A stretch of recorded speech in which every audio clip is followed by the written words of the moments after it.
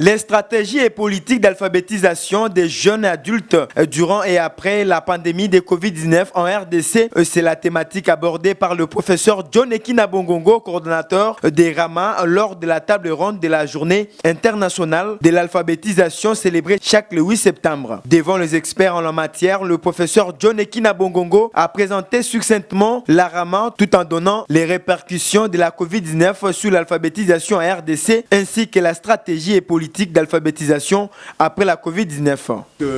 La RAMA, les bénéficiaires de l'alphabétisation, il faut essayer d'évaluer tous ces programmes-là en menant des enquêtes et c'est ce que nous allons faire bientôt.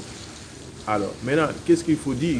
Qu'il y a des termes tels que Covid, tels que pandémie, tels que confinement, ce sont des nouveaux termes dans le monde d'alphabétisation.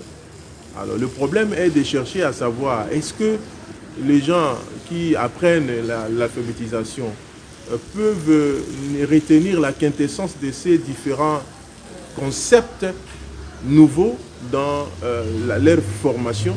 C'est justement ça la problématique et nous sommes en train de travailler là-dessus. Il y a une enquête que nous sommes en train de mener pour que nous puissions insérer ces nouveaux concepts-là, coronavirus, pandémie, distanciation sociale, gestes et barrières, dans la formation des alphabétisés, afin qu'ils puissent se remettre en évidence en ce qui concerne le danger que cela représente. Voilà un peu ce que je peux dire au niveau de la RAMA, qui est en fait une mesure, une recherche-action sur la mesure de programme d'alphabétisation. Mon intervention, bien entendu, a porté sur les stratégies, les politiques d'alphabétisation durant la période de Covid et même après la période de Covid. Alors, il a été question tout simplement de dire à l'Assemblée ou aux participants que les différents pays du monde ont organisé à leur manière la riposte. Et cette riposte dans notre pays a axé sur le plan institutionnel, sur le plan de la communication, sur le plan de l'évaluation de l'impact et sur le plan du renforcement des capacités. Et pour élucider notre exposé, nous avons appuyé cela par des statistiques de l'INES qui montrent en fait l'enquête menée pendant cette période-là et ça a donné des résultats que bon voilà, il fallait prendre des dispositions pour essayer de procéder à une reprise, n'est-ce pas, des activités au niveau du secteur éducatif. Et aujourd'hui, vous avez vu qu'il y a une reprise pour les finalistes des humanités, disons des humanités ainsi que de l'école primaire. Ils ont présenté le TENAFEP. Au niveau de l'éducation non formelle aussi, il y a eu la reprise au niveau du 3e niveau de l'éducation non formelle. Et ils vont présenter le jury. Et le rattrapage scolaire va aussi naturellement présenter la TENAFEP, ce qui a été déjà été fait. Donc voilà, il y a eu, n'est-ce pas, toutes ces stratégies. Je peux dire que ces stratégies ont permis à ce que nous puissions éviter l'année blanche. Le rattrapage scolaire prend en compte les élèves qui n'ont pas réussi à terminer l'école primaire. Ils ont arrêté pour des raisons évidentes leur formation.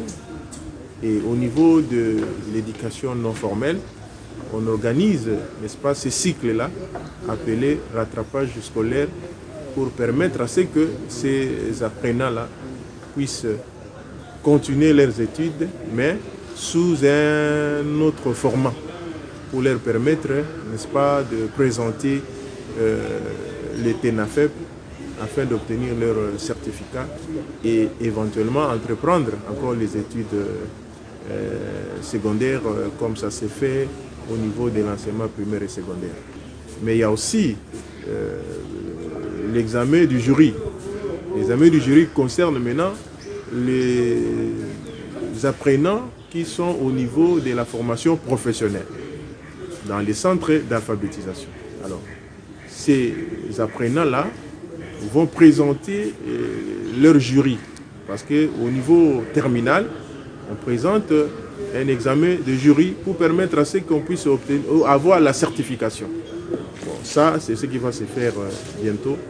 Je crois que, comme je venais de le dire, il faut saluer, n'est-ce pas, la volonté, il faut saluer la sagesse, il faut saluer la politique du président de la République qui a essayé un peu de nous permettre d'éviter l'année blanche.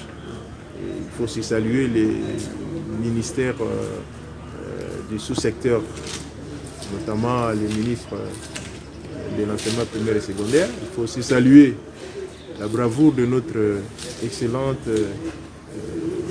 au niveau du ministère des Affaires sociales, Madame Rose Boyata, qui a aussi fourni, n'est-ce pas,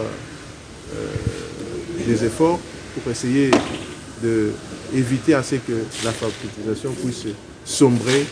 Et voilà, nous ne pouvons que nous estimer heureux. Prévoir le financement des sous-secteurs d'alphabétisation au même titre que d'autres sous-secteurs, ainsi que la gratuité de l'enseignement de l'alphabétisation, telles sont quelques-unes des recommandations formulées par l'intervenant.